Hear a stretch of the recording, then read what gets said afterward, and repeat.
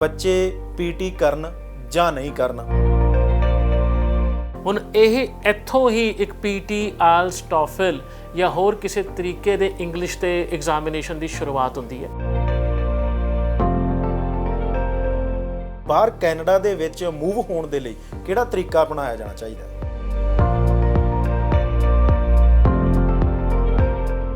IELTS ਵਾਲਾ ਬੱਚਾ confident ਹੁੰਦਾ 6 ਬੈਂਡ ਓਵਰਆਲ ਤੇ 6 ਈਚ ਆ ਗਏ, ਕਿਤਨਾ ਕਿਤਨਾ ਮੇਰਾ ਵੀਜ਼ਾ ਖੜਾ ਹੈ। ਕੀ ਪੀਟੀ ਤੁਹਾਡਾ ਵੀਜ਼ਾ ਰੋਕਦਾ ਜਾਂ ਲੈ ਕੇ ਆਉਂਦਾ ਹੈ? ਇਹਨੂੰ ਸਮਝਣ ਵਾਸਤੇ ਤੁਹਾਨੂੰ ਕੈਨੇਡਾ ਦੀ ਪਾਲਿਸੀ ਸਮਝਣੀ ਪਏਗੀ ਸਟੂਡੈਂਟ ਵੀਜ਼ਾ ਦੀ। ਹੁਣ ਸਾਰੇ ਦੇਸ਼ਾਂ ਦੇ ਵਿੱਚੋਂ 14 ਕੰਟਰੀਜ਼ ਸ਼ਾਰਟਲਿਸਟ ਹੋਏ ਐਂਡ ਕੈਨੇਡਾ ਗਵਰਨਮੈਂਟ ਨੇ ਸਪੈਸ਼ਲ ਸਕੀਮ ਚਾਲੂ ਕੀਤੀ, student direct schemes SDS। IELTS ਕਰਕੇ ਜਿਹੜੇ ਬੱਚੇ ਜਾਂਦੇ ਆ ਜਿਨ੍ਹਾਂ ਨੇ ਪੀਟੀ ਨਾਲ ਕੋਈ ਵਾਸਤਾ ਨਹੀਂ, ਉਹ ਕਹਿੰਦੇ ਅਸੀਂ ਆਇਲਸ ਹੀ ਕਰਨੀ, ਆਇਲਸ ਕਰਕੇ ਹੀ ਜਾਣਾ ਹੈ, ਉਹਨਾਂ ਬੱਚਿਆਂ ਲਈ ਕੀ ਸੁਜੈਸਟ ਕਰੋਗੇ ਕਿ ਉਹ ਯੂਨੀਵਰਸਿਟੀ ਚੂਜ਼ ਕਰਨ? ਉਹਦੇ ਲਈ ਵੀਜ਼ਾ ਜਿਹੜਾ ਜਲਦੀ ਆ ਸਕਦਾ ਜਾਂ ਚਾਂਸਸ ਵੱਧ ਜਾਂਦੇ ਆ, ਜਾਂ ਫਿਰ ਉਹ ਕਾਲਜ ਅਪਲਾਈ ਕਰ ਸਕਣ? ਦੋਵੇਂ ਪਾਸੇ ਇੱਕੋ ਜੀ।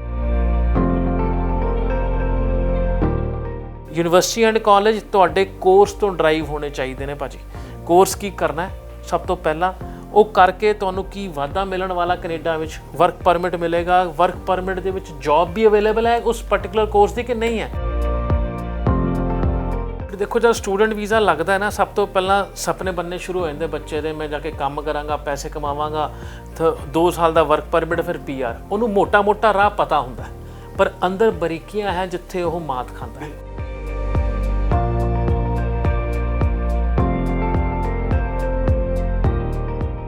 ਪਰ ਉਹਦੇ ਰੂਲਸ ਰਿਸਪੌਂਸਿਬਿਲਿਟੀਜ਼ ਜਾਂ ਉਹਦੀ ਪਾਵਰਾਂ ਕੀ ਹੈ ਯੂਨੀਵਰਸਿਟੀ ਦੇ ਵਿੱਚ, ਕਾਲਜ ਦੇ ਵਿੱਚ ਐਜ਼ ਐਨ ਇੰਟਰਨੈਸ਼ਨਲ ਸਟੂਡੈਂਟ, ਉਹ ਉਸ ਪਾਸੇ ਧਿਆਨ ਹੀ ਨਹੀਂ ਦਿੰਦਾ।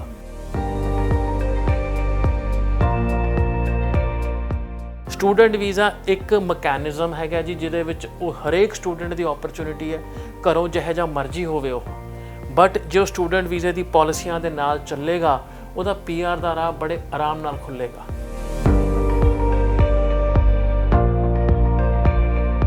ਸਤਿ ਸ਼੍ਰੀ ਅਕਾਲ ਦਾ ਅਨਮਿਊਟ ਦੇਖ ਰਹੇ ਹੋ ਤੁਸੀਂ ਤੇ ਮੈਂ ਆ ਰਵੀ ਸੰਗਰਾਹੂਰ। ਸਾਡੇ ਬੱਚਿਆਂ ਦੇ ਵਿੱਚ ਕਰੇਜ਼ ਆਇਆ ਕਿ ਕੈਨੇਡਾ ਜਾਣਾ, ਔਰ ਮਾਪਿਆਂ ਦੇ ਵਿੱਚ ਉਸ ਤੋਂ ਵੱਧ ਕਰੇਜ਼ ਆਇਆ ਕਿ ਅਸੀਂ ਬੱਚਿਆਂ ਨੂੰ ਜੇ ਸੈਟਲ ਕਰਨਾ ਹੈ ਤਾਂ ਫਿਰ ਵਿਦੇਸ਼ ਦੇ ਵਿੱਚ ਕਰੀਏ, ਕਿਉਂਕਿ ਇੱਥੇ ਕਾਰੋਬਾਰ ਨਹੀਂ ਜਾਂ ਫਿਰ ਕਾਰੋਬਾਰ ਦਾ ਉਹਨਾਂ ਮੁੱਲ ਨਹੀਂ ਪੈਂਦਾ। ਤਾਂ ਇਹ ਸਾਰੀਆਂ ਚੀਜ਼ਾਂ ਦਾ ਆਧਾਰ ਬਣਦਾ ਹੈ। ਪਰ ਇਹ ਸਭ ਦੇ ਵਿਚਾਲੇ ਜਿੱਥੇ ਮਾਪੇ ਆਪਣੀ એનર્ਜੀ ਲਾਉਂਦੇ ਨੇ, ਬੱਚੇ એનર્ਜੀ ਲਾਉਂਦੇ ਆ ਔਰ ਪੈਸਾ ਵੇਸਟ ਹੁੰਦਾ, ਵੇਸਟ ਕਹਿ ਸਕਦੇ ਹਾਂ ਕਿ ਪੈਸਾ ਇੱਧਰੋਂ ਉੱਧਰ ਨੂੰ ਜਾਂਦਾ ਹੈ, ਤਾਂ ਫਿਰ ਉਹ ਸਹੀ ਪਾਸੇ ਲੱਗੇ। ਇਹ ਸਾਰੀਆਂ ਚੀਜ਼ਾਂ ਸਮਝਣੀਆਂ ਸੌਖੀਆਂ। ਇੱਕ ਆਇਲਸ ਹੈ, ਆਇਲਸ ਦੇ ਵਿੱਚ ਜਿਹੜੇ 6, 6.5, 7 ਬੈਂਡ ਲਏ ਜਾਂਦੇ ਆ, ਤਾਂ ਉਸ ਹਿਸਾਬ ਨਾਲ ਦੇਸ਼ਾਂ ਦੀ ਚੋਣ ਹੁੰਦੀ ਹੈ ਕਿ ਤੁਸੀਂ ਕਿੱਥੇ ਜਾਣਾ। ਪਰ ਇਹ ਸਭ ਦੇ ਵਿਚਾਲੇ ਇੱਕ ਪੈਰਲਰ ਹੋਰ ਚੀਜ਼ ਆ ਗਈ ਆ, ਪੀਟੀ। ਜਾਣੀ ਆਇਲਸ ਕਰਕੇ ਵੀ ਬਾਹਰ ਜਾ ਸਕਦੇ ਹੋ ਔਰ ਪੀਟੀ ਕਰਕੇ ਵੀ ਜਾ ਸਕਦੇ ਆ। ਆਇਲਸ ਕਰਕੇ ਤਾਂ ਬੱਚੇ ਜਾ ਰਹੇ ਆ, ਆਪਣੇ ਸਾਹਮਣੇ ਉਦਾਹਰਨਾਂ ਬਹੁਤ ਨੇ, ਪਰ ਪੀਟੀ ਕਰਕੇ ਜਾ ਸਕਦੇ ਹੋ ਜਾਂ ਨਹੀਂ ਜਾ ਸਕਦੇ। ਤੁਹਾਨੂੰ ਪੀਟੀ ਕਰਕੇ ਅਪਲਾਈ ਕਰਨਾ ਚਾਹੀਦਾ ਜਾਂ ਨਹੀਂ ਕਰਨਾ ਚਾਹੀਦਾ? ਪੀਟੀ 'ਤੇ ਆਪਣਾ ਸਮਾਂ ਜਿਹੜਾ ਉਹ ਵੇਸਟ ਕਰਨਾ ਚਾਹੀਦਾ ਜਾਂ ਨਹੀਂ ਕਰਨਾ ਚਾਹੀਦਾ? ਇਹ ਬਹੁਤ ਇੰਪੋਰਟੈਂਟ ਹੈ। ਇਸ ਦੇ ਨਾਲ ਤੁਹਾਨੂੰ ਉੱਥੇ ਜਾ ਕੇ ਜਦੋਂ PR ਲੈਣੀ ਆ, ਮੰਨ ਲਓ 100 ਬੱਚੇ ਗਏ, 100 ਬੱਚਿਆਂ ਦੇ ਵਿੱਚ 50 ਬੱਚੇ PR ਹੋ ਜਾਂਦੇ ਤੇ 50 ਨਹੀਂ ਹੁੰਦੇ, ਜਦ ਕਿ ਇੱਕੋ ਜਿਹੀਆਂ ਗਾਈਡਲਾਈਨਸ ਫੋਲੋ ਕੀਤੀਆਂ, ਸਾਰਾ ਕੁਝ ਹੀ ਇੱਕੋ ਜਿਹਾ ਸੀ, ਫਿਰ ਉਹ 50 ਕਿਉਂ ਰਹਿ ਗਏ? ਉਹਦੀ ਵਜ੍ਹਾ ਕੀ ਬਣਦੀ ਹੈ? ਤੇ ਤੀਜਾ, ਉੱਥੇ ਜਾ ਕੇ ਤੁਸੀਂ ਕਿਸੇ ਕਾਲਜ ਨੂੰ ਤਵੱਜੋ ਦੇਣੀ ਹੈ ਜਾਂ ਫਿਰ ਤੁਸੀਂ ਯੂਨੀਵਰਸਿਟੀ ਚੁਣੋ? ਇਹ 3 ਵੱਡੇ ਸਵਾਲ ਨੇ ਜਿਹੜੇ ਤੁਹਾਡੇ ਵਾਸਤੇ ਸਮਝਣੇ ਬਹੁਤ ਲਾਜ਼ਮੀ ਆ। ਤੇ ਅਸੀਂ ਇਸ ਵੇਲੇ ਚੰਡੀਗੜ੍ਹ ਦੇ ਸੈਕਟਰ 35 ਦੇ ਵਿੱਚ ESS ਗਲੋਬਲ ਦੇ ਰੋਹਿਤ ਸੇਠੀ ਹੋਰਾਂ ਕੋਲ ਪਹੁੰਚੇ ਆ ਤੇ ਉਹਨਾਂ ਤੋਂ ਜਾਣਾਂਗੇ ਕਿ ਕੀ ਇਹਨਾਂ ਤਿੰਨਾਂ ਸਵਾਲਾਂ ਦੇ ਜਵਾਬ ਉਹਨਾਂ ਕੋਲੇ ਹੈਗੇ ਨੇ। ਜੇ ਹੈਗੇ ਨੇ ਤਾਂ ਫਿਰ ਸਹੀ ਰਸਤੇ ਕੀ ਆ? ਸੇਠੀ ਸਾਹਿਬ ਬਹੁਤ ਬਹੁਤ ਸਵਾਗਤ। ਥੈਂਕ ਯੂ ਵੈਰੀ ਮਚ ਜੀ। ਸਾਡੇ ਨਾਲ ਜੁੜੇ ਸਾਰੇ ਦਰਸ਼ਕਾਂ ਨੂੰ ਮੇਰੇ ਵੱਲੋਂ ਤੇ ESS ਦੀ ਪੂਰੀ ਟੀਮ ਵੱਲੋਂ ਪਿਆਰ ਭਰਿਆ ਸਤਿ ਸ਼੍ਰੀ ਅਕਾਲ। ਸੇਠੀ ਸਾਹਿਬ ਸਭ ਤੋਂ ਪਹਿਲਾ ਸਵਾਲ, ਹਾਂਜੀ, ਕਿ ਬੱਚੇ ਪੀਟੀ ਕਰਨ ਜਾਂ ਨਹੀਂ ਕਰਨ ਔਰ ਤਵੱਜੋ ਕਿਹਨੂੰ ਦੇਣ? ਸੌਖਾ ਰਸਤਾ ਦੋਵਾਂ ਚੋਂ ਕਿਹੜਾ ਹੈ? ਔਰ ਬਾਹਰ ਕੈਨੇਡਾ ਦੇ ਵਿੱਚ ਮੂਵ ਹੋਣ ਦੇ ਲਈ ਕਿਹੜਾ ਤਰੀਕਾ ਅਪਣਾਇਆ ਜਾਣਾ ਚਾਹੀਦਾ ਹੈ? ਦੇਖੋ, ਸਟੂਡੈਂਟ ਵੀਜ਼ਾ ਇੱਕ ਬਹੁਤ ਜ਼ਿਆਦਾ ਪਪੂਲਰ ਵੀਜ਼ਾ ਹੈਗਾ ਜਿਹੜਾ ਕਿ 18 ਸਾਲ ਤੋਂ ਲੈ ਕੇ 35 ਸਾਲ ਤੱਕ ਦਾ ਨੌਜਵਾਨ ਔਰ ਵਰਕਿੰਗ ਪ੍ਰੋਫੈਸ਼ਨਲ ਲੈ ਕੇ ਜਾਂਦਾ ਹੈ ਇੱਥੋਂ। ਉੱਥੇ ਪੜ੍ਹ ਕੇ ਪੱਕੇ ਹੋਣ ਦੀ ਐਪਲੀਕੇਸ਼ਨ ਪਾਉਂਦਾ, ਜੋ ਹਰ ਕਿਸੇ ਦਾ ਸੁਪਨਾ ਹੁੰਦਾ, ਹਰ ਕਿਸੇ ਦਾ ਡਰੀਮ ਜਾਂ ਹਰ ਕਿਸੇ ਦਾ ਪਲਾਨ ਹੁੰਦਾ। ਸਟੂਡੈਂਟ ਵੀਜ਼ਾ ਉਹਨਾਂ ਦੀ ਪਲਾਨਿੰਗ 'ਚ ਬੜਾ ਫਿੱਟ ਬਹਿੰਦਾ ਕਿਉਂਕਿ ਉਹ ਲਿਮਿਟਿਡ ਖਰਚੇ ਨਾਲ ਆਉਂਦਾ, ਡੂਜ਼ ਐਂਡ ਡੋਂਟਸ ਹਰੇਕ ਨੂੰ ਪਤਾ ਹੁੰਦੇ ਨੇ। ਮੈਨੂੰ ਇੰਨੀ ਪਰਸੈਂਟੇਜ ਚਾਹੀਦੀ ਹੈ, ਇੰਨਾ ਮੈਨੂੰ ਇੰਗਲਿਸ਼ ਪ੍ਰੋਫੀਸ਼ੀਐਂਸੀ ਟੈਸਟ ਦੇ ਵਿੱਚ ਬੈਂਡ ਔਰ ਸਕੋਰ ਚਾਹੀਦੇ ਹੈ। ਹੁਣ ਇਹ ਇੱਥੋਂ ਹੀ ਇੱਕ ਪੀਟੀ, ਆਇਲਸ, ਟੋਫਲ ਜਾਂ ਹੋਰ ਕਿਸੇ ਤਰੀਕੇ ਦੇ ਇੰਗਲਿਸ਼ ਦੇ ਐਗਜ਼ਾਮੀਨੇਸ਼ਨ ਦੀ ਸ਼ੁਰੂਆਤ ਹੁੰਦੀ ਹੈ। ਆਇਲਸ ਵਾਲਾ ਬੱਚਾ ਕੌਨਫੀਡੈਂਟ ਹੁੰਦਾ 6 ਬੈਂਡ ਓਵਰਆਲ ਤੇ 6 ਈਚ ਆ ਗਏ, ਕਿਤਨਾ ਕਿਤਾ ਮੇਰਾ ਵੀਜ਼ਾ ਖੜਾ ਹੈ, ਉਹਨੂੰ ਇੱਕ ਤਸੱਲੀ ਹੁੰਦੀ ਹੈ। ਪਰ ਪੀਟੀ ਵਾਲਾ ਬੱਚਾ ਅਸੀਂ ਉਹਨੂੰ ਕਹਿੰਦੇ ਆ ਪਾਵਰ ਆਫ ਅਰਦਾਸ। ਜੇ ਪੀਟੀ ਦੇ ਵਿੱਚ ਉਹਦੇ ਸਕੋਰ ਆ ਜਾਂਦੇ ਨੇ 50 ਤੋਂ ਉੱਤੇ, ਉਹਦਾ ਕੌਨਫੀਡੈਂਸ ਬਣਨਾ ਸ਼ੁਰੂ ਹੋ ਜਾਂਦਾ। ਬਟ ਜਦ ਉਹਦਾ ਵੀਜ਼ਾ ਨਹੀਂ ਆਂਦਾ, ਕਿਤੇ ਨਾ ਕਿਤੇ ਉਹ ਪੀਟੀ ਨੂੰ ਦੋਸ਼ ਦੇਣਾ ਸ਼ੁਰੂ ਕਰ ਦਿੰਦਾ ਹੈਗਾ। ਬਟ ਇੱਥੇ ਵੱਡੀ ਪਿਕਚਰ ਕੀ ਹੈ ਦੇਖਣ ਵਾਲੀ, ਕਿ ਪੀਟੀ ਤੁਹਾਡਾ ਵੀਜ਼ਾ ਰੋਕਦਾ ਜਾਂ ਲੈ ਕੇ ਆਂਦਾ ਹੈ। ਇਹਨੂੰ ਸਮਝਣ ਵਾਸਤੇ ਤੁਹਾਨੂੰ ਕੈਨੇਡਾ ਦੀ ਪਾਲਿਸੀ ਸਮਝਣੀ ਪਏਗੀ ਸਟੂਡੈਂਟ ਵੀਜ਼ਾ ਦੀ। ਹੁਣ ਸਾਰੇ ਮੁਲਕਾਂ ਨੂੰ ਇਨਕਲੂਡ ਕਰਕੇ ਕੈਨੇਡਾ ਨੇ ਸਪੈਸ਼ਲੀ ਸਿਰਫ 14 ਕੰਟਰੀਜ਼ ਵਾਸਤੇ, 14 ਦੇਸ਼ਾਂ ਵਾਸਤੇ SGS ਪ੍ਰੋਗਰਾਮ ਸ਼ੁਰੂ ਕੀਤਾ। ਦੈਟ ਇਜ਼ ਜਿਹੜਾ ਸਟੂਡੈਂਟ ਡਾਇਰੈਕਟ ਸਕੀਮ ਦਾ ਪ੍ਰੋਗਰਾਮ ਹੈ। ਹੁਣ ਸਾਰੇ ਦੇਸ਼ਾਂ ਦੇ ਵਿੱਚੋਂ 14 ਕੰਟਰੀਜ਼ ਸ਼ਾਰਟਲਿਸਟ ਹੋਏ ਐਂਡ ਕੈਨੇਡਾ ਗਵਰਨਮੈਂਟ ਨੇ ਸਪੈਸ਼ਲ ਸਕੀਮ ਚਾਲੂ ਕੀਤੀ student direct schemes SGS। That mean ਜਿਹੜਾ ਇਹਨਾਂ ਕੰਟਰੀਆਂ ਦੇ ਵਿੱਚੋਂ ਸਟੂਡੈਂਟ ਵੀਜ਼ੇ ਵਾਸਤੇ ਅਪਲਾਈ ਕਰੇਗਾ, ਕੈਨੇਡੀਅਨ ਗਵਰਨਮੈਂਟ ਜਾਂ ਕੈਨੇਡੀਅਨ ਇਮੀਗ੍ਰੇਸ਼ਨ ਉਹਦੀ ਐਪਲੀਕੇਸ਼ਨ ਨੂੰ ਐਕਸਪੀਡੀਟ ਤਰੀਕੇ ਨਾਲ ਪ੍ਰੋਸੈਸ ਕਰੇਗੀ, ਫਾਸਟ ਪ੍ਰੋਸੈਸਿੰਗ ਦੇ ਵਿੱਚ ਪਾਏਗੀ, ਕੰਸੀਡਰਿੰਗ ਉੱਥੋਂ ਬੱਚਾ ਬੜਾ ਆਉਂਦਾ। ਹੁਣ ਬੱਚਾ ਕਿਤੇ ਇਨਟੇਕ ਮਿਸ ਨਾ ਕਰ ਦੇਵੇ, ਉਹਨਾਂ ਨੇ ਸਪੈਸ਼ਲ SGS ਸਕੀਮ ਚਲਾਈ। ਠੀਕ ਹੈ। ਹੁਣ ਜਿਵੇਂ SGS ਸਕੀਮ ਚਲਾਈ, ਉਹਦੇ 3 ਮੇਨ ਇੰਪੋਰਟੈਂਟ ਫੈਕਟਰ ਕੱਢੇ। ਜੇ ਤੁਹਾਡੇ ਆਇਲਸ ਦੇ ਵਿੱਚ 6 ਈਚ ਨੇ, ਤੁਹਾਡੇ ਕੋਲ 1 ਸਾਲ ਦੀ ਫੀਸ ਦੀ ਰਸੀਦ ਹੈ, ਪਲੱਸ GIC ਸਰਟੀਫਿਕੇਟ ਜਿਹੜਾ ਲਿਵਿੰਗ ਐਕਸਪੈਂਸ ਵਾਸਤੇ ਬੱਚਾ ਪੈਸਾ ਜਮ੍ਹਾਂ ਕਰਾਉਂਦਾ ਹੈ, ਉਹਦਾ ਸਰਟੀਫਿਕੇਟ ਹੈ, ਤੁਸੀਂ SGS ਦੇ ਹੇਠਾਂ ਅਪਲਾਈ ਕਰ ਸਕਦੇ ਹੋ। ਹੁਣ ਇਹ ਕਿਤੇ ਨਹੀਂ ਕਿਹਾ ਗਿਆ ਵੀ ਤੁਸੀਂ ਆਇਲਸ ਦੇ ਨਾਲ ਹੀ ਕਰਨਾ ਹੈ। ਉਹ ਕਹਿੰਦੇ ਜੇ ਤੁਹਾਡੇ ਕੋਲ PT, TOEFL ਜਾਂ ਹੋਰ ਕਿਸੇ ਦਾ ਇੰਗਲਿਸ਼ ਦਾ ਟੈਸਟ ਹੈ ਜਾਂ ਵਿਦਆਊਟ ਆਇਲਸ ਜਾਣੇ ਪਏ ਹੋ, ਕੋਈ ਇੰਗਲਿਸ਼ ਦਾ ਟੈਸਟ ਨਹੀਂ ਦਿੱਤਾ, ਤੁਸੀਂ ਰੈਗੂਲਰ ਪ੍ਰੋਸੈਸਿੰਗ ਦੇ ਵਿੱਚ ਜਾਓਗੇ। ਠੀਕ ਹੈ। ਹੁਣ ਉੱਥੇ ਕੀ ਆ ਗਿਆ, ਆਪਣਾ ਜਿਹੜਾ ਬੱਚਾ ਹੈ ਪੰਜਾਬ ਵਾਲਾ ਜਾਂ ਹਰਿਆਣਾ ਵਾਲਾ, ਉਹ PT ਦੇ ਦੁਆਲੇ ਤਦ ਹੁੰਦਾ ਜਦ ਆਇਲਸ ਫੇਲ ਹੋ ਜਾਂਦਾ। ਆਇਲਸ ਨੰਬਰ ਨਹੀਂ ਆਇਆ, ਔਖੀ ਲੱਗਦੀ ਹੈ, ਚੱਲ ਯਾਰ ਹੁਣ PT ਕਰਕੇ 50 ਨੰਬਰ ਜਾਂ 55 ਨੰਬਰ ਲੈ ਲਈਏ ਤੇ ਮੈਂ 6 ਦੇ ਬਰਾਬਰ ਹੋ ਗਿਆ। ਹੁਣ ਇਹਨੂੰ ਕੰਪੇਅਰ ਕਰੀਏ ਉਹਨਾਂ ਬੱਚਿਆਂ ਦੇ ਨਾਲ ਜਿਹੜੇ ਇੰਡੀਆ ਦੇ ਦੂਜੇ ਹਿੱਸਿਆਂ ਦੇ ਵਿੱਚ PT ਦਿੰਦੇ ਨੇ। ਉਹ ਆਇਲਸ ਨੂੰ ਇਗਨੋਰ ਕਰਕੇ PT ਵੱਖਰੇ ਕਾਰਨਾਂ ਕਰਕੇ ਦਿੰਦੇ ਨੇ, ਸ਼ਾਇਦ ਡੇਟਾ ਨਾ ਮਿਲਦੀਆਂ ਹੋਣ ਜਾਂ ਫਟਾਫਟ ਰਿਜ਼ਲਟ ਆ ਜਾਂਦਾ। ਵੈਰੇਜ਼ ਆਪਣਾ ਬੱਚਾ ਉਹਨੂੰ ਇੱਕ ਬੈਕਅਪ ਲੈ ਕੇ ਚੱਲਦਾ, ਉੱਥੋਂ ਨੰਬਰ ਨਹੀਂ ਆਏ ਤਾਂ ਇੱਧਰ ਕਰ ਲਵਾਂ। ਤਾਂ ਇੰਟੈਂਸ਼ਨ ਜਿਹੜੀ PT ਦੀ ਹੈ ਉਹ ਐਕਚੁਅਲ ਇੰਟੈਂਸ਼ਨ ਬੈਕਅਪ ਦੀ ਹੈ। ਹੁਣ ਉੱਥੇ ਜੇ ਕੈਨੇਡੀਅਨ ਗਵਰਨਮੈਂਟ ਨੇ ਲੱਖ ਵੀਜ਼ਾ ਦੇਣਾ ਜੀ, ਐਪਲੀਕੇਸ਼ਨਾਂ 3 ਲੱਖ ਜਮ੍ਹਾਂ ਹੁੰਦੀਆਂ, ਐਪਲੀਕੇਸ਼ਨ ਦੀ ਤਾਦਾਦ ਬਹੁਤ ਜ਼ਿਆਦਾ ਹੈ। ਬਿਲਕੁਲ। ਹੁਣ ਉਹ ਐਪਲੀਕੇਸ਼ਨਾਂ ਦੇ ਵਿੱਚੋਂ ਹੀ ਉਹਨਾਂ ਨੇ ਵੀਜ਼ੇ ਕੱਢ ਕੇ ਲੈ ਕੇ ਆਉਣੇ, ਤੇ ਆਇਲਸ ਜਾਂ SGS ਕੁਆਲੀਫਾਈਂਗ ਬੱਚਿਆਂ ਦੀ ਕਾਊਂਟ ਬਹੁਤ ਜ਼ਿਆਦਾ ਹੈਗਾ PT ਦੇ ਵਿੱਚੋਂ। ਹੁਣ ਜੇ PT ਵਾਲਾ ਰਸ਼ ਵੀ ਉਹਨਾਂ ਕੁ ਹੈ ਜਿਹੜਾ ਬੈਕਅਪ ਵਾਸਤੇ ਕਰਦਾ, ਉਹ ਸਿਰਫ ਔਰ ਸਿਰਫ ਆਪਣੀ ਜਿਹੜੀ ਮੈਂ ਆਪਣੇ ਵਰਡ ਯੂਜ਼ ਕਰਦਾ ਕਾਉਂਸਲਿੰਗ ਦੇ ਵਿੱਚ ਪੜਾਸ ਕੱਢਣ ਵਾਸਤੇ ਅੱਜ ਦੀ ਡੇਟ ਕੈਨੇਡਾ ਅਪਲਾਈ ਕਰ ਰਿਹਾ। ਦੈਟ ਉਹਨੂੰ ਪਤਾ ਅੰਦਰੋਂ PT ਨਹੀਂ ਮੰਨੀ ਜਾਂਦੀ, ਸਕਸੈਸ ਇਹਦਾ ਬਹੁਤ ਥੋੜਾ ਹੈਗਾ। ਐਂਡ ਯੂਨੀਵਰਸਿਟੀ ਐਂਡ ਕਾਲਜ, ਅੱਛਾ ਉਹ ਤੋਂ ਬਾਅਦ ਸਭ ਤੋਂ ਵੱਡਾ ਬਲੰਡਰ ਕੀ ਬੱਚਾ ਕਰਦਾ, ਕਾਲਜ ਵਾਲੇ ਪਾਸੇ ਤੁਰ ਜਾਂਦਾ PT ਲੈ ਕੇ। ਹੁਣ ਮੇਰੀ ਕੈਲਕੂਲੇਸ਼ਨ ਇਹ ਕਹਿੰਦੀ ਹੈ ਜੇ ਤੁਸੀਂ PT ਨੂੰ ਯੂਨੀਵਰਸਿਟੀ ਵਾਲੀ ਸਾਈਡ ਲੈ ਜਾਓਗੇ ਨਾ, ਜਿੱਥੇ ਕੋਰਸਿਸ ਤੁਹਾਡੇ ਪ੍ਰੋਫਾਈਲ ਦੇ ਹਿਸਾਬ ਨਾਲ ਹੈ, ਵੀਜ਼ਾ ਚਾਂਸਸ ਫਿਰ ਵੀ ਵਧਣਗੇ।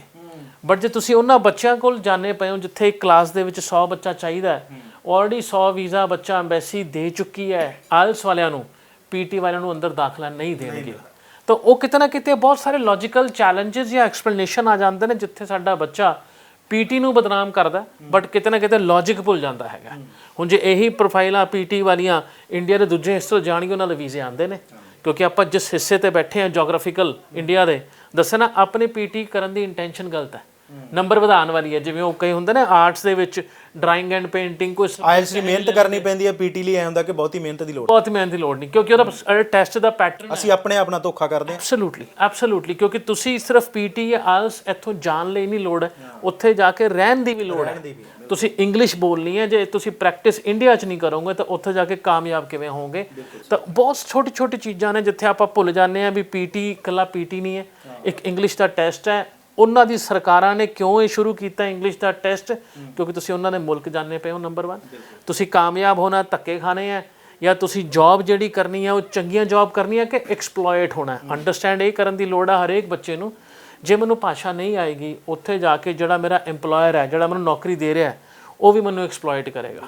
ਉਹਨੂੰ ਪਤਾ ਹੈ ਇਹਦੇ ਕੋਲ ਭਾਸ਼ਾ ਦਾ ਗਿਆਨ ਨਹੀਂ, ਉਹ $4 $5 ਘੰਟੇ ਦੇ। ਸਾਡੀ ਬੋਲੀ ਐਗਜ਼ੈਕਟਲੀ, ਜਦ ਤੁਸੀਂ ਬੋਲੀ ਨਹੀਂ ਕਰ ਸਕਦੇ, ਤੁਸੀਂ ਆਪਣੇ ਆਪ ਨੂੰ ਐਕਸਪਲੇਨ ਨਹੀਂ ਕਰ ਸਕਦੇ, ਤੁਹਾਡੀ ਐਕਸਪਲੋਇਟੇਸ਼ਨ ਉੱਥੋਂ ਹੀ ਸ਼ੁਰੂ ਹੋ ਜਾਂਦੀ ਹੈ। ਪਹਿਲਾ ਚੈਪਟਰ ਤਾਂ ਆਹ ਚੀਜ਼ਾਂ ਸਾਨੂੰ ਉੱਥੇ ਕਾਮਯਾਬ ਜਾਂ ਸਸਟੇਨ ਕਰਨ ਲਈ ਚਾਹੀਦੀਆਂ ਨੇ। ਤਾਂ ਪਹਿਲੇ ਦਿਨ ਤੋਂ ਹੀ ਆਪਣੀ ਪ੍ਰੋਫਾਈਲ ਨੂੰ ਹਰ ਪਾਸਿਓਂ ਮਜ਼ਬੂਤ ਕਰਕੇ ਚੱਲੋਗੇ ਤਾਂ ਹੀ ਤੁਹਾਡੀ ਕਾਮਯਾਬੀ ਦੀ ਜਾਂ ਵੀਜ਼ਾ ਦਾ ਸਕਸੈਸ ਵਧਣਾ ਹੈਗਾ। ਠੀਕ ਹੈ ਸੇਠੀ ਸਾਹਿਬ, ਦੂਜੀ ਗੱਲ ਹੈ ਕਿ ਆਪਾਂ ਇਹ ਰੱਖੀ ਸੀ ਕਿ ਸਾਨੂੰ ਕਾਲਜ ਵੱਲ ਨੂੰ ਮੂਵ ਹੋਣਾ ਚਾਹੀਦਾ ਜਾਂ ਫਿਰ ਯੂਨੀਵਰਸਿਟੀ ਵੱਲ ਨੂੰ। ਤੁਸੀਂ ਜ਼ਿਕਰ ਕਰਤਾ ਕਿ ਜੇ ਪੀਟੀ ਕਰਕੇ ਅਸੀਂ ਯੂਨੀਵਰਸਿਟੀ ਅਪਲਾਈ ਕਰਦੇ ਹਾਂ ਤਾਂ ਹੋ ਸਕਦਾ ਚਾਂਸਸ ਵੱਧ ਸਕਦੇ ਆ, ਪਰ ਕੀ ਆਇਲਸ ਕਰਕੇ ਜਿਹੜੇ ਬੱਚੇ ਜਾਂਦੇ ਆ ਜਿਨ੍ਹਾਂ ਨੇ ਪੀਟੀ ਨਾਲ ਕੋਈ ਵਾਸਤਾ ਨਹੀਂ, ਉਹ ਕਹਿੰਦੇ ਅਸੀਂ ਆਇਲਸ ਹੀ ਕਰਨੀ, ਆਇਲਸ ਕਰਕੇ ਹੀ ਜਾਣਾ, ਉਹਨਾਂ ਬੱਚਿਆਂ ਲਈ ਕੀ ਸੁਜੈਸਟ ਕਰੋਗੇ ਕਿ ਉਹ ਯੂਨੀਵਰਸਿਟੀ ਚੂਜ਼ ਕਰਨ, ਉਹਦੇ ਲਈ ਵੀਜ਼ਾ ਜਿਹੜਾ ਜਲਦੀ ਆ ਸਕਦਾ ਜਾਂ ਚਾਂਸਸ ਵੱਧ ਜਾਂਦੇ ਆ, ਜਾਂ ਫਿਰ ਉਹ ਕਾਲਜ ਅਪਲਾਈ ਕਰ ਸਕਣ, ਦੋਵੇਂ ਪਾਸੇ ਇੱਕੋ ਜੀ? ਦੇਖੋ ਇੰਡੀਆ ਦਾ ਜਿੰਨਾ ਵੀ ਸਟੂਡੈਂਟ ਹੈ ਨਾ ਜੀ, ਇੰਡੀਆ ਦਾ ਸਟੂਡੈਂਟ ਮੈਂ ਉਹਨੂੰ ਆਪਣੇ ਦਿਮਾਗ 'ਚ ਦੋ ਹਿੱਸਿਆਂ 'ਚ ਵੰਡਦਾ। ਪਹਿਲਾ ਹਿੱਸਾ ਉਹ ਜਿਹੜਾ ਬੱਚੇ ਨੂੰ ਪਤਾ ਉਹਨੇ ਜ਼ਿੰਦਗੀ 'ਚ ਕਰਨਾ ਕੀ ਹੈ, ਉਹ ਬੜਾ ਕਲੀਅਰ ਹੈ। ਉਹਨੇ ਇੰਟਰਨੈਟ ਨੂੰ ਆਪਣੀ ਐਜੂਕੇਸ਼ਨ ਵਾਸਤੇ ਵਰਤਣਾ ਹੈ, ਘਰਦਿਆਂ ਦੇ ਗਾਈਡੈਂਸ ਲੈਣੀ ਹੈ, 4 ਅੰਕਲ ਨਾਲ ਗੱਲ ਕਰੂਗਾ, ਉਹ ਰਾਹ ਪਾਣਗੇ ਕਾਕਾ ਜੀ ਐ ਨਹੀਂ ਐ ਕਰੋ, ਸੀਏ ਬਣੋ, ਡਾਕਟਰ ਬਣੋ, ਇਹ ਬਣੋ ਜੀ।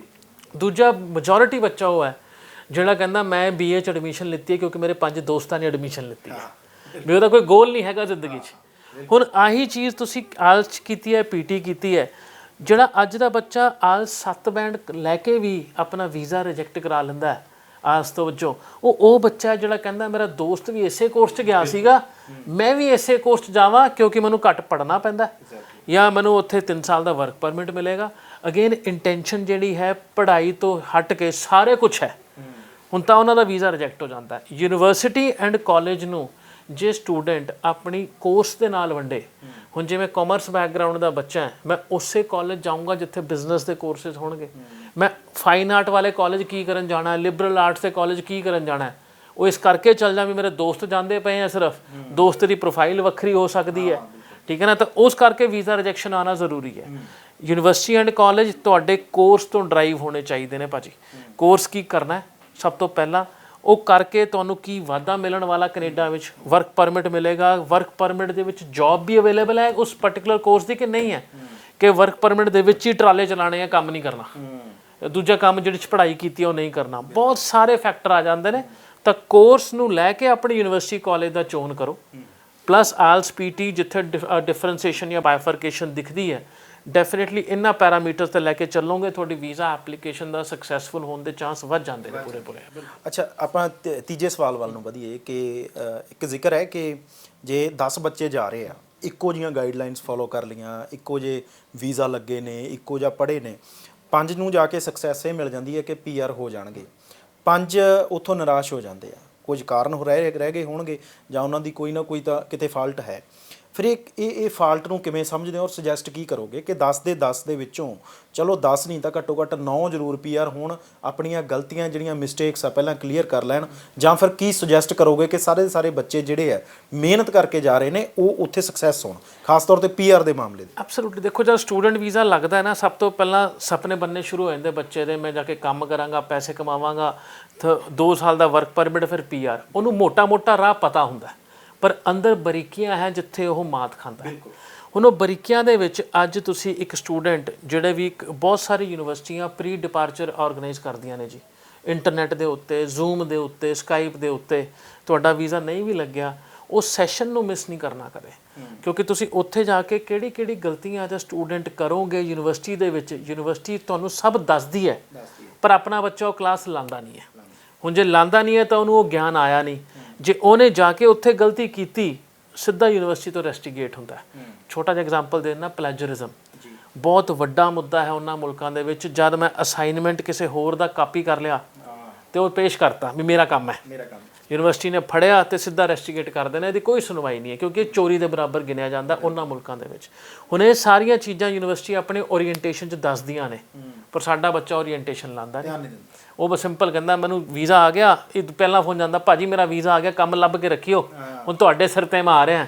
ਉਹ ਇਮੋਸ਼ਨਲ ਕਨਵਰਸੇਸ਼ਨ ਆਪਣੇ ਦੋਸਤ ਮਿੱਤਰ ਨਾਲ ਕਰਦਾ, ਪਰ ਉਹਦੇ ਰੂਲਸ ਰਿਸਪੌਂਸਿਬਿਲਿਟੀਜ਼ ਜਾਂ ਉਹਦੀ ਪਾਵਰਾਂ ਕੀ ਹੈ ਯੂਨੀਵਰਸਿਟੀ ਦੇ ਵਿੱਚ, ਕਾਲਜ ਦੇ ਵਿੱਚ ਐਜ਼ ਐਨ ਇੰਟਰਨੈਸ਼ਨਲ ਸਟੂਡੈਂਟ, ਉਹ ਉਸ ਪਾਸੇ ਧਿਆਨ ਹੀ ਨਹੀਂ ਦਿੰਦਾ। ਸਭ ਤੋਂ ਵੱਡੀ ਫਲॉ ਸਟੂਡੈਂਟ ਵੀਜ਼ਾ ਇੱਕ ਮਕੈਨਿਜ਼ਮ ਹੈਗਾ ਜੀ, ਜਿਹਦੇ ਵਿੱਚ ਉਹ ਹਰੇਕ ਸਟੂਡੈਂਟ ਦੀ ਓਪਰਚੁਨਿਟੀ ਹੈ, ਘਰੋਂ ਜਿਹੋ ਜਿਹਾ ਮਰਜ਼ੀ ਹੋਵੇ ਉਹ, ਬਟ ਜੋ ਸਟੂਡੈਂਟ ਵੀਜ਼ੇ ਦੀ ਪਾਲਿਸੀਆਂ ਦੇ ਨਾਲ ਚੱਲੇਗਾ ਉਹਦਾ PR ਦਾ ਰਾਹ ਬੜੇ ਆਰਾਮ ਨਾਲ ਖੁੱਲੇਗਾ, ਕੋਈ ਰੁਕਾਵਟ ਹੀ ਨਹੀਂ ਹੈ। ਕੋਈ ਰੁਕਾਵਟ ਹੀ ਨਹੀਂ ਹੈ, ਕਿਉਂਕਿ ਉਹਨਾਂ ਸਰਕਾਰਾਂ ਨੇ ਪਾਲਿਸੀਆਂ ਬਣਾਈਆਂ, ਸਟੂਡੈਂਟ ਵੀਜ਼ਾ, ਸਟੂਡੈਂਟ ਵੀਜ਼ੇ ਤੋਂ ਬਾਅਦ ਵਰਕ ਪਰਮਿਟ, ਵਰਕ ਪਰਮਿਟ ਤੋਂ ਬਾਅਦ ਤੁਹਾਡਾ PR, ਰਾਹ ਬਣਿਆ 1 2 3। ਹੁਣ ਕਈ ਬੱਚੇ 1 ਤੇ ਪਹੁੰਚ ਕਿਸੇ ਦਾ 3 ਦੀ ਛਾਲ ਮਾਰਦੇ ਨੇ, ਉਹ ਗਿਰਣਗੇ ਜਾਂ ਇੱਕ ਤੋਂ ਲੈ ਕੇ ਦੂਜੇ ਦੇ ਵਿੱਚ ਆ ਕੇ ਪਰ ਸੌਰੀ ਇੱਕ ਤੋਂ ਲੈ ਕੇ ਦੂਜੇ ਦੇ ਵਿੱਚ ਆ ਗਏ ਪਰ ਤੀਜੇ ਸਟੈਪ ਦੀ ਤਿਆਰੀ ਨਹੀਂ ਸਹੀ ਕੀਤੀ। ਹੁਣ ਜੇ ਮੈਂ ਤਿਆਰ ਹੀ ਨਹੀਂ ਹੈਗਾ, ਮੈਨੂੰ ਉੱਥੋਂ ਦੇ ਉਹ ਪੈਰਾਮੀਟਰ ਦੇ ਹਿਸਾਬ ਨਾਲ ਵੀਜ਼ਾ ਨਹੀਂ ਮਿਲੂਗਾ। ਹੁਣ ਆ ਛੋਟਾ ਜਿਹਾ ਐਗਜ਼ਾਮਪਲ, ਬਹੁਤ ਦੇਰ ਦਾ ਮੁੱਦਾ 700 ਬੱਚਿਆਂ ਦਾ ਵਾਪਸ ਆਉਣ ਦਾ, ਬਹੁਤ ਲੋਕਾਂ ਨੇ ਉਸ 'ਚ ਕੰਟਰੀਬਿਊਸ਼ਨ ਕੀਤਾ, ਆਪਣੇ ਵਿਚਾਰ ਵਿਅਕਤ ਕੀਤੇ।